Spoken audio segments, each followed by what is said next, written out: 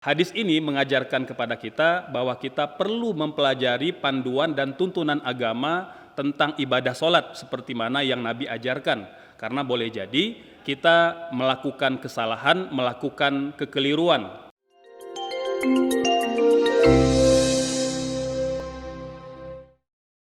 A'udzubillahi minasyaitonirrajim. Bismillahirrahmanirrahim. Alhamdulillahirabbil alamin wa kafa. Wassalatu wassalamu ala nabiyil mustafa. Asyhadu an la ilaha illallah wahdahu la syarikalah wa asyhadu anna Muhammadan abduhu wa rasuluhu la nabiyya ba'dah. Allahumma salli wa sallim wa an'im wa akrim ala hadha nabiyil karim Muhammadin sallallahu alaihi wasallam wa ala alihi wa sahbihi ajma'in. Muslimin, muslimat, assalamualaikum warahmatullahi wabarakatuh.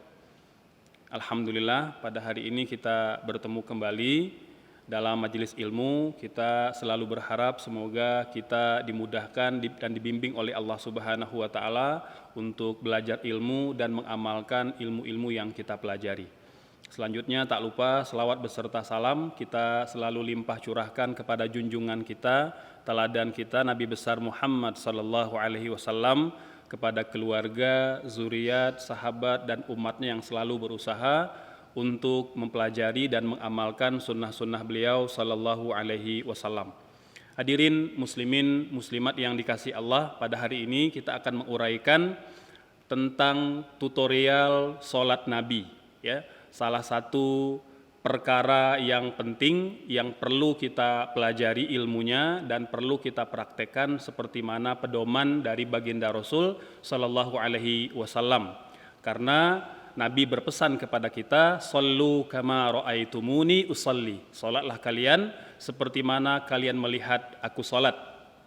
Yang kedua juga dari Rasul sallallahu alaihi wasallam ketika beliau menegur salah seorang sahabatnya yang sholat, ya, kemudian keliru ataupun melakukan beberapa kesalahan dalam sholatnya, dan Nabi berkata kepadanya, "Irji wasalli fa innaka lam tusalli." Berdiri kamu, ulangi lagi sholatmu karena kamu sesungguhnya belum dianggap sholat, karena masih banyak kesalahan dan kekeliruan dalam gerakan-gerakan sholatnya. Maka sahabat tadi mengulangi sholatnya, ya, diulangi untuk yang kedua kalinya. Setelah selesai, Nabi masih mengatakan hal yang sama, irji wasalli fa innaka lam tusalli. Tolong berdiri lagi, ulangi lagi sholat kamu karena sesungguhnya kamu belum sholat. Maka untuk yang ketiga kalinya sahabat tadi mengulang sholatnya. Dan muslimin muslimat, apa yang terjadi setelah 3 kali mengulangi sholat di depan Rasul, Nabi mengatakan irji wasalli fa innaka lam tusalli. Berdiri lagi, ulangi sholatmu karena engkau belum sholat. Muslimin muslimat yang dikasihi Allah, hadis ini mengajarkan kepada kita bahwa kita perlu mempelajari panduan dan tuntunan agama tentang ibadah sholat seperti mana yang Nabi ajarkan. Karena boleh jadi kita melakukan kesalahan, melakukan kekeliruan, ya. Dan sahabat tadi mengatakan, "Walladzi ba'atsaka bil haqq." Wahai Nabi yang telah mengutusmu dengan kebenaran, ya, ma uhsinu ghairah fa'allimni. Aku tidak bisa sholat yang lebih baik daripada yang terakhir tadi, maka tolong ajarkan aku. Maka Nabi mengajarkan beliau, ya, melakukan pembelajaran, ya, dan memberikan tutorial lengkap di hadapan sahabat tadi, ya, itu dari mulai cara berwudu sampai menunaikan ibadah sholat, ya. Dan terakhir setelah Nabi mengajarkan itu semua, Nabi bersabda, "Shallu kama ra'aitumuni usalli." Salatlah kalian seperti mana kalian melihat aku salat. Dari hadis ini kita belajar bahwa memang ibadah salat itu sejatinya harus dilakukan dengan ikhlas dan berdasarkan ilmu dan tuntunan dari baginda Rasul sallallahu alaihi wasallam. Dalam hadis yang lain Nabi juga memberikan peringatan, "Innar rajula la yusallina sittina sanah ma tuqabbidu lahu shalah." Ada orang yang salat selama 60 tahun tetapi salatnya selama 60 tahun tidak diterima oleh Allah Subhanahu wa Ta'ala. Dan Nabi menjelaskan, la'allahu yuhsinus sujud wa la yuhsinur ruku' au la'allahu yuhsinur ruku' la yuhsinus sujud. Boleh jadi dia benar ruku'nya tetapi tidak benar sujudnya, atau sebaliknya, benar sujudnya tapi tidak benar ruku'nya. Oleh sebab itu, hari ini kita akan menguraikan bagaimana tutorial sholat yang Nabi ajarkan agar kita betul-betul melakukan ibadah sholat seperti mana yang diajarkan oleh baginda Rasul Sallallahu Alaihi Wasallam. Muslimin, muslimat yang dikasihi Allah Subhanahu Wa Taala, pertama kita akan uraikan siapakah orang yang diwajibkan sholat. Ya, orang yang diwajibkan sholat itu ada 3 kategori. Yang pertama, ketika seseorang itu beragama Islam, laki-laki dan perempuan yang beragama Islam itu wajib menunaikan ibadah sholat. Ya. Kemudian syarat wajib yang kedua adalah baligh. Ya. Baligh ditandai bagi laki-laki dengan mimpi basah dan perempuan dengan menstruasi. Ketika laki-laki dan perempuan telah mencapai fase ini, maka mereka diwajibkan menunaikan ibadah sholat. Syarat wajib yang ketiga adalah berakal, ya, sehat akalnya, waras, maka dia wajib menunaikan ibadah sholat. Selanjutnya, kapankah sholat seseorang itu dipandang sah? Ada 5 persyaratan yang menjadikan sholat seseorang itu sah. Yang pertama, apabila sholat itu dilakukan pada waktunya. Jadi sholat tidak boleh dilakukan sebelum waktu. Jadi harus mengetahui betul kapankah masuknya waktu sholat. Yang kedua, suci dari hadas. Ya, suci dari hadas ini menjadi persyaratan sahnya sholat. Ketika kita berhadas, baik itu hadas kecil atau hadas besar, maka itu menghalangi kita dari diperbolehkan melakukan ibadah sholat. Ketika kita ingin mendirikan sholat, kita harus melakukan ibadah, ya, dengan cara berwudu, membersihkan diri dari hadas kecil, kemudian mandi junub, membersihkan dari hadas besar. Yang ketiga, suci dari najis, ya, baik itu pada tubuh kita atau pada pakaian atau pada tempat sholat kita. Jadi ibadah sholat seseorang tidak dianggap sah kalau pada pakaiannya atau pada tempat sholatnya atau pada tubuhnya itu ada najis yang menempel. Baik itu najis ringan, najis sedang, dan najis berat, ini harus kita bersihkan terlebih dahulu, barulah kemudian kita mendirikan sholat. Syarat sah yang keempat adalah menutup aurat. Ya, baik laki-laki atau perempuan, ya, itu wajib menutup aurat. Yang kelima, sholat dilakukan dengan menghadap arah kiblat. Ya, ini menjadi persyaratan sahnya sholat seseorang. Selanjutnya, kita akan uraikan tentang rukun-rukun sholat. Ketika kita bicara rukun, maka rukun itu adalah juz'un minasyai'i, bagian dari sesuatu. Artinya, sesuatu itu tidak dipandang sah, ya, ketika tidak terpenuhinya rukun, ya. Maka yang kita akan bicarakan ini adalah bagian-bagian yang utama di dalam sholat, yang apabila tidak terpenuhi satu atau lebih, maka kesepakatan para ulama sholatnya batal dan tidak sah. Ya. Hadirin muslimin muslimat yang dikasihi Allah Subhanahu Wa Taala, ketika kita bicarakan rukun, maka untuk mengingat ada 13 rukun sholat. Ada 13 rukun sholat. Yang pertama adalah niat. Niat, ya, ini menjadi rukun yang pertama yang wajib dilakukan sebelum kita mendirikan sholat. Ya, seperti mana hadis yang sahih, Nabi bersabda, innamal a'malu binniyat wa innamal likulli imri'in ma nawa. Sesungguhnya seluruh amal itu bergantung kepada niat, ya, dan setiap orang akan mendapatkan apa yang dia niatkan. Oleh sebab itu, ketika kita akan mendirikan sholat, maka kita harus sudah berniat terlebih dahulu, ya, dan niat itu kata para ulama seperti mana penjelasan para sahabat Rasul Sallallahu Alaihi Wasallam yang diajarkan oleh baginda Nabi Sallallahu Alaihi Wasallam, ya, itu tempatnya di dalam hati, mahalluhu al-qalb, ya, tempatnya di dalam hati. Maka tatkala kita berniat sholat zuhur, asar, ya, maghrib, isya ataupun subuh, maka kita berniat di dalam hati. Ya, meskipun kemudian ulama mengatakan bahwa talaffuz, melafalkan niat itu mustahab, dibenarkan dan sunnah apabila melafalkan niat itu taqwiyatan lil qalbi, dalam rangka menguatkan hati.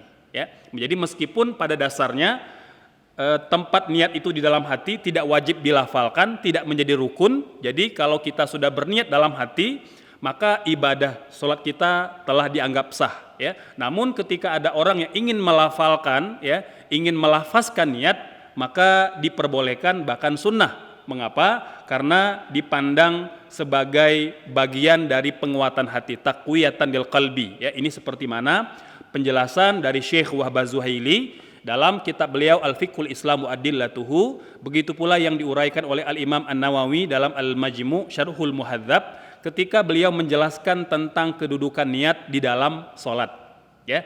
Baik. Setelah kita berniat, maka pastikan kita sudah dalam kondisi berdiri untuk mendirikan sholat. Berdiri, muslimin, muslimat yang dikasih Allah Subhanahu wa Ta'ala, menjadi rukun di dalam sholat. Bagi orang yang mampu untuk berdiri, maka berdiri itu menjadi wajib dan menjadi rukun dalam sholat. Tidak sah sholat seseorang yang mampu berdiri ketika dia melakukannya sambil duduk atau berbaring, ya. Ini seperti mana yang Nabi perintahkan kepada kita, salli qa'iman, ya, bersolatlah kalian itu dengan berdiri, atau berdirilah ketika akan melakukan sholat. Fa illam tastati', kalau tidak mampu maka boleh faqa'idan, boleh duduk, ya. Fa illam tastati' fa'ala jambin, kalau tidak mampu duduk nanti boleh kemudian bersandar, au mustalqiyan, atau boleh tidur terlentang. Jadi ini ada fase-fase yang diberikan sebagai dispensasi keringanan bagi orang yang tidak mampu berdiri. Namun bagi mereka yang sehat, yang mampu berdiri, maka berdiri itu menjadi rukun di dalam sholat tanpa ada perbedaan di kalangan para ulama, gitu, ya. Nah, bagaimana kita berdiri? Berdiri itu tegak, ya, tidak membungkuk ke depan atau tidak miring ke belakang, ya, tidak miring ke kanan ataupun ke kiri, tapi berdiri tegak lurus, ya. Kemudian kaki kita buka selebar bahu, ya, pandangan ke tempat sujud, itu lebih diutamakan. Kemudian setelah kita berdiri, pastikan kita melakukan takbiratul ihram, ya.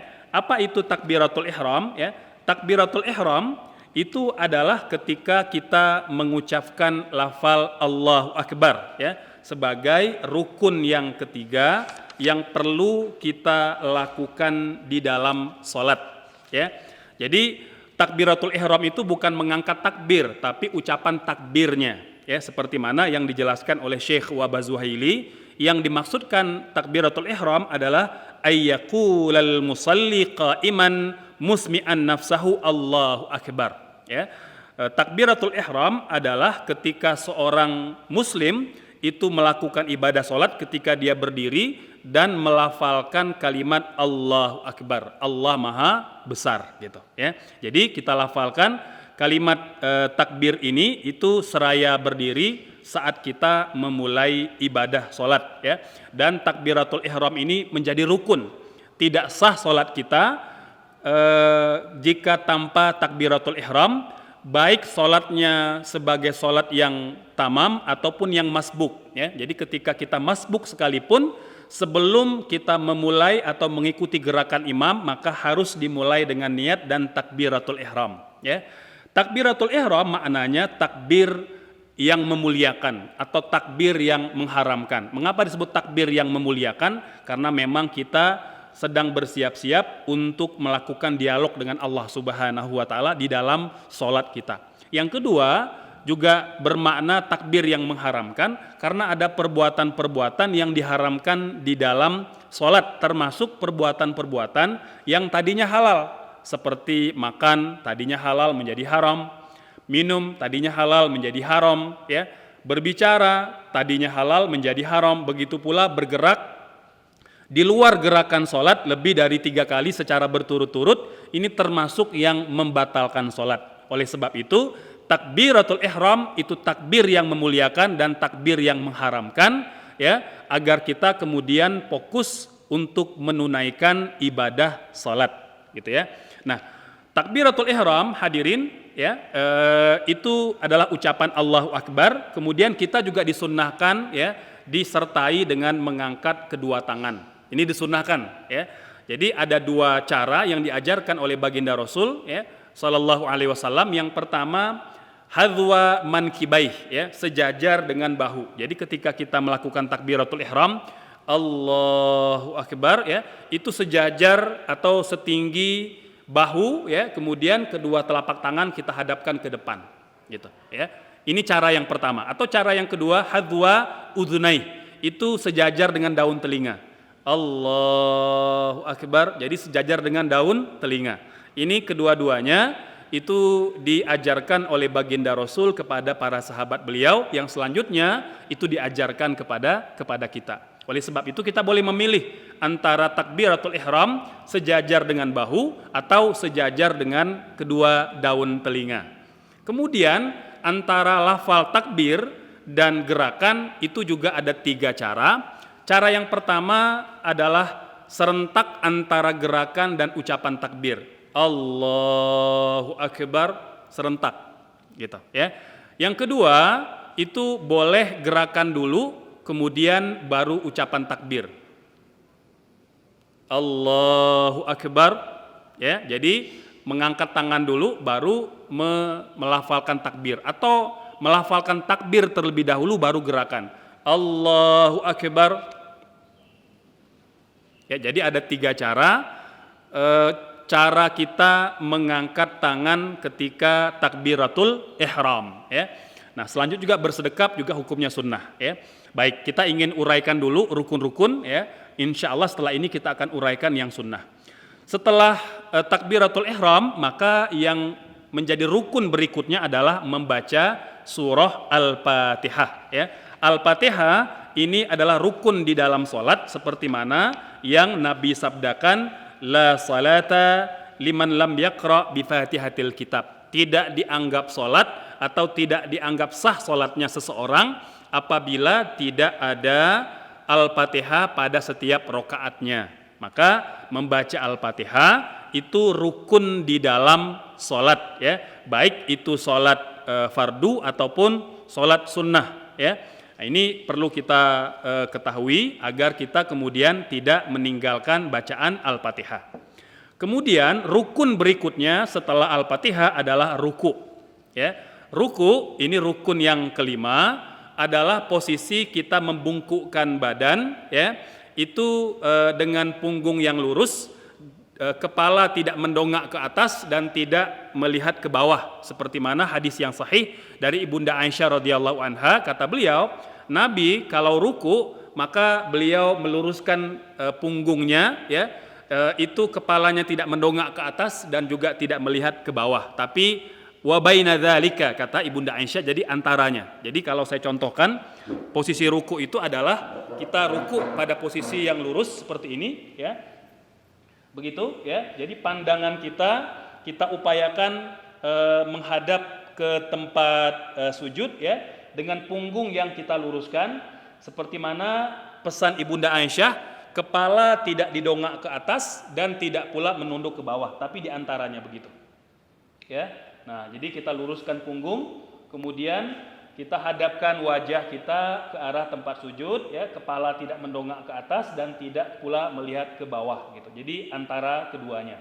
Selanjutnya hadirin, yang perlu juga saya ingatkan bahwa Nabi mengajarkan kepada kita ketika ruku itu tafrij al-asabi, ya. Jadi menggenggam lutut. Jadi tangan kita atau telapak tangan kita itu tidak dirapatkan tapi direnggangkan. Jadi direnggang, menggenggam pada kedua lutut kanan dan kiri. Ini posisi ketika kita ruku, ya.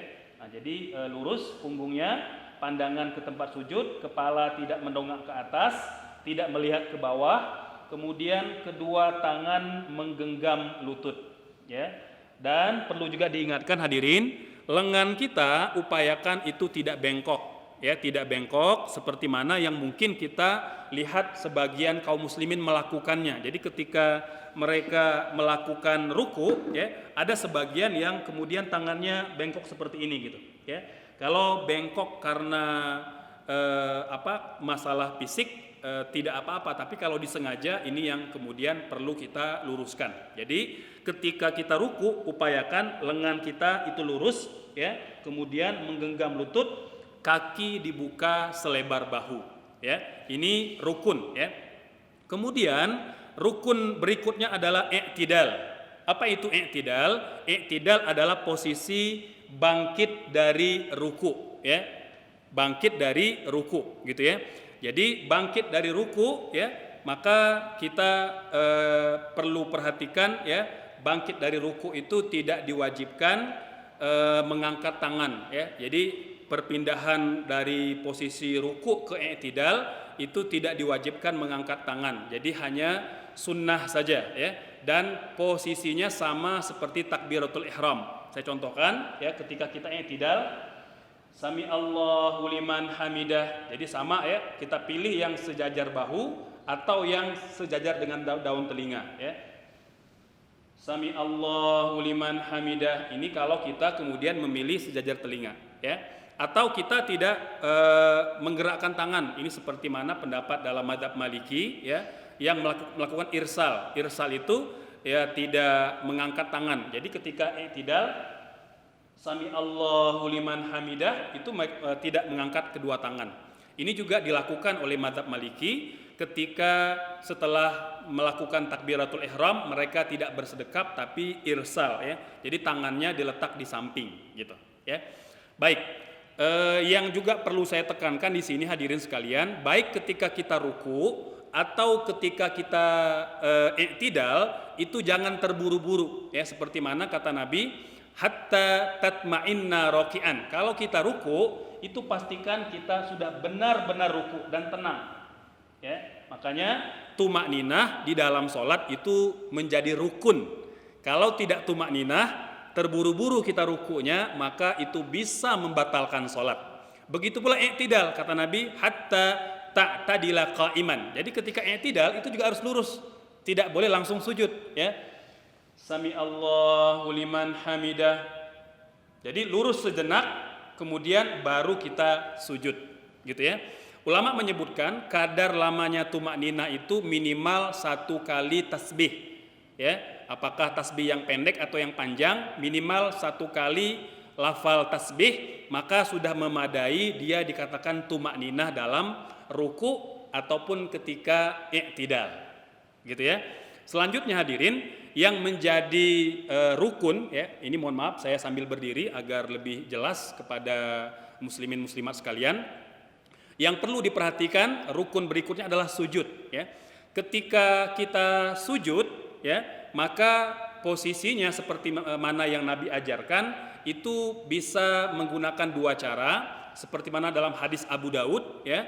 Jadi Nabi mengajarkan pertama mendahulukan kedua lutut baru kedua tangan. Jadi ketika kita sujud, kita mendahulukan kedua lutut, gitu ya. Atau yang kedua, kita mendahulukan kedua tangan baru kemudian kedua lutut. Kedua-dua cara ini itu masyru' dan diperbolehkan dalam agama kita. Sehingga kita kemudian tidak bingung, ya, ini mana yang sunnah, mana yang tidak. Jadi kita katakan yang mendahulukan lutut baru kedua tangan sunnah, yang mendahulukan tangan baru lutut juga sunnah. Jadi ini sunnah, yang itu juga sunnah, gitu, ya. Nah, yang perlu juga diingatkan muslimin muslimat sekalian, ketika kita sujud, ya, itu Nabi memerintahkan bahwa kita sujud di atas 7 ruas, di atas 7 ruas, ya. 7 ruas ini seperti mana dalam hadis yang sahih, ya, Nabi bersabda, umirtu an asjuda ala sab'ati a'zum. Aku diperintahkan oleh Nabi, aku diperintahkan oleh Allah itu untuk sujud di atas 7 ruas tulang atau 7 ruas tubuh, ya. Apa yang 7 ruas ini? Yang pertama jabhah, ya, jabhah, ya, ini dahi, ini ruas yang pertama.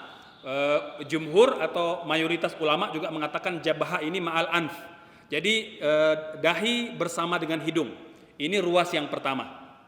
Meskipun dalam mazhab Hanafi hidung tidak diwajibkan kena tempat sujud. Nah, jadi kalau kita melihat ada orang yang sujudnya nggak pakai, maksudnya hanya kena dahi saja, hidungnya tidak kena, ya kita husnuzon saja, mungkin dia memilih pendapat Abu Hanifah, ya. Namun Imam Abu Hanifah, ulama Hanafiyah mengatakan kalau dia sujud di hidung saja tidak dahi, maka tidak sah sholatnya, gitu ya. Jadi ulama jumhur mengatakan yang rukun itu adalah dahi, tapi mustahab sunnah kalau beserta dengan hidung, gitu ya. Bahkan Imam Syafi'i mengatakan aku sangat mencela orang yang sujudnya hanya dahi saja, tidak kena hidungnya, gitu. Namun ulama mengatakan kena hidung itu bukan rukun atau bukan kewajiban. Artinya kalau ada muslim yang sholat, muslimah yang sholat tidak kena hidungnya pada tempat sujud, maka sholatnya sah. Sholatnya sah, tapi ma'al karoha, dengan kemakruhan. Ruas yang berikutnya adalah kedua telapak tangan. Jadi ini dihitung 1, kemudian 2 dan 3. Kemudian ruas 4 dan kelima itu kedua lutut. Rukbatain. Rukbatain itu kena tempat sujud. Selanjutnya qadamain, kedua ujung jari kaki kanan dan kiri. Ini 7 bagian yang harus kita letakkan di tempat sujud kita. Jadi saya harap ini penjelasan yang bisa memberikan panduan dan pedoman dalam ibadah sholat, terutama pada posisi sujud gitu. Selanjutnya hadirin muslimin muslimat yang dikasih Allah, yang menjadi rukun dalam ibadah sholat adalah duduk antara dua sujud. Nah, duduk antara dua sujud ini rukun, Jadi baik itu rokaat yang sholat yang 2 rokaat ataupun yang 3 rokaat ataupun yang 4 rokaat. Jadi duduk antara dua sujud itu rukun, karena kita setiap rokaat akan sujud 2 kali dan ada duduknya, maka duduk antara dua sujud itu menjadi rukun. Cara duduk antara dua rukun secara umum ulama mengajarkan kita ada beberapa cara, paling tidak ada 2 cara. Satu dengan cara iftirash, yang kedua dengan cara duduk tawarruk. Ini mungkin saya akan contohkan Saya akan contohkan mungkin cara duduk duduk tawarruk, mungkin bisa kamera diarahkan ke sini Jadi cara duduk tawarruk itu hadirin sekalian, pertama duduk iftirash.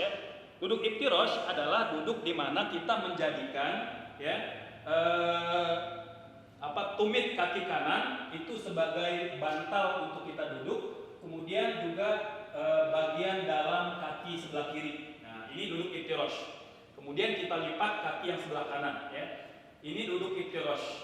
Yang kedua dengan cara ik'ak seperti ini. Kita angkat begini, kemudian kita duduk di atas ujung tumit kanan dan kiri. Ini duduk ik'ak. Ini bisa kita lakukan pada posisi kita sedang duduk di antara dua sujud. Jadi duduk antara dua sujud itu ada 2 cara. Yang pertama dengan cara duduk iftirash, yang kedua dengan cara duduk tawarruk. Baik.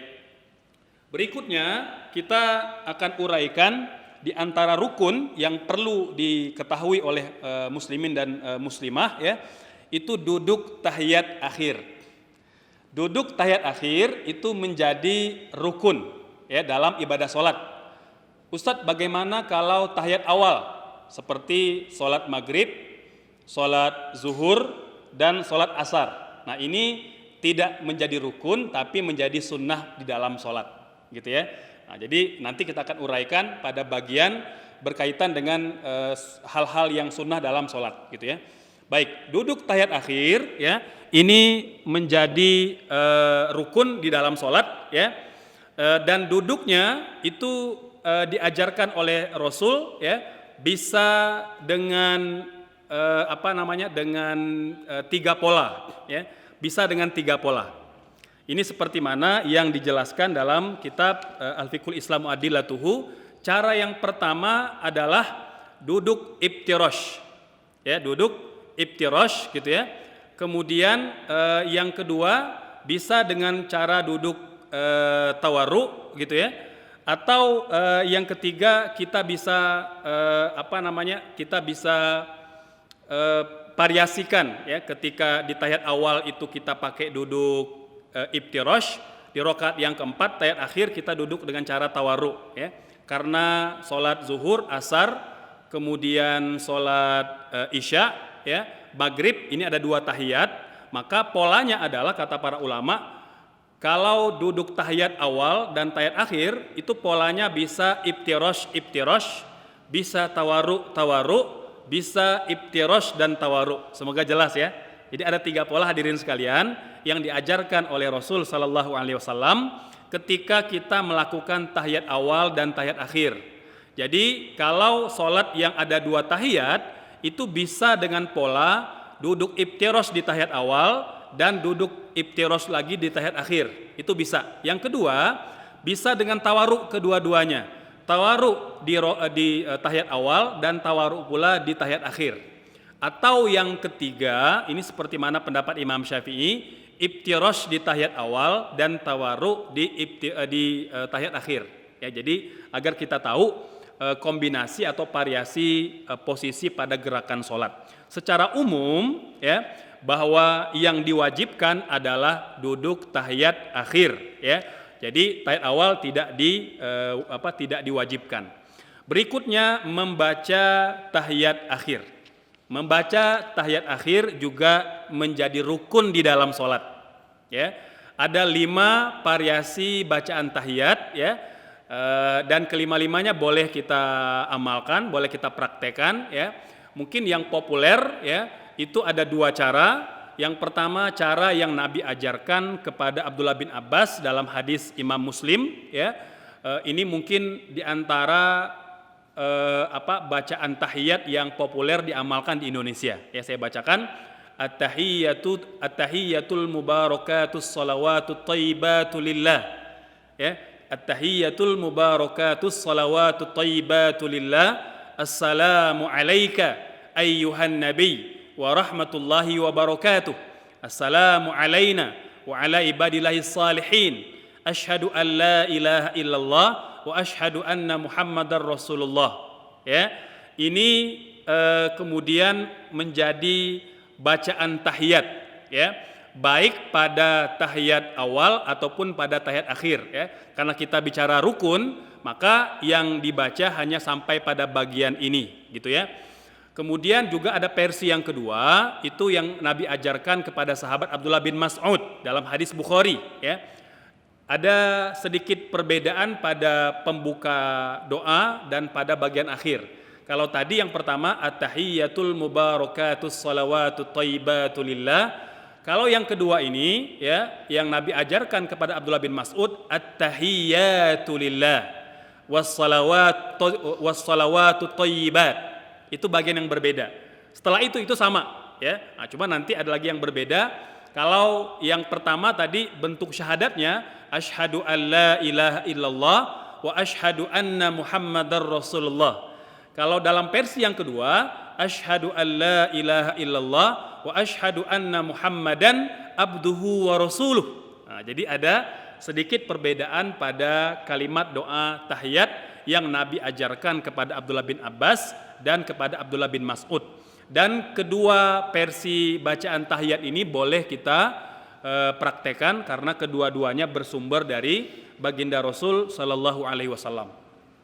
Selanjutnya, rukun berikutnya setelah membaca tahiyat adalah membaca salawat. Jadi salawat kepada Nabi itu diwajibkan di dalam salat ya. Minimal sekali adalah Allahumma salli ala Muhammad. Itu paling minimal kadar salawatnya. Ya, kalau kita mau sempurnakan dengan salawat yang lebih lengkap ya, seperti yang kita kenal sebagai salawat Ibrahimiyah.